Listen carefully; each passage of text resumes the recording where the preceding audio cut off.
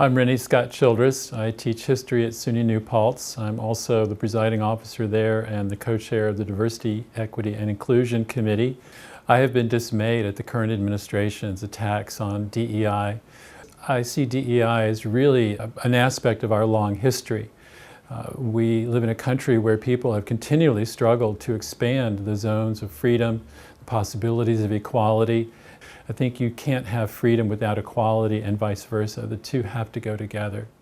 As the presiding officer of the Faculty Senate, I've been visiting different departments on campus and talking to my colleagues, and it's very clear that they're confused. We're all confused. We don't know if it's a simple question of you can't say the three words of diversity, equity, and inclusion.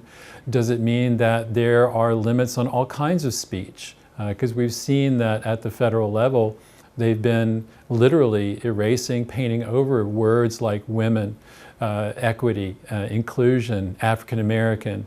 And so it's difficult to know what, according to the federal government, is acceptable speech. At the same time, we don't know what kinds of punishments that the federal government might begin to mete out. One of the big lessons that I take from history is that sometimes historical events intervene and they force us to make choices. And it may come to the point where we have to make certain kinds of choices. Do I keep my job or do I give it up in protest? Do I continue to use the language that I've used before? Do I continue to be out front? I can understand younger faculty, no matter what their background, are very concerned because, that choice of saying, well, I quit, would have grave ramifications for the rest of their lives in a way that it probably won't for me.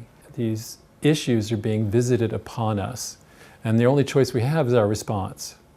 And that's going to be difficult, and I fear that it's going to get more difficult as we go along.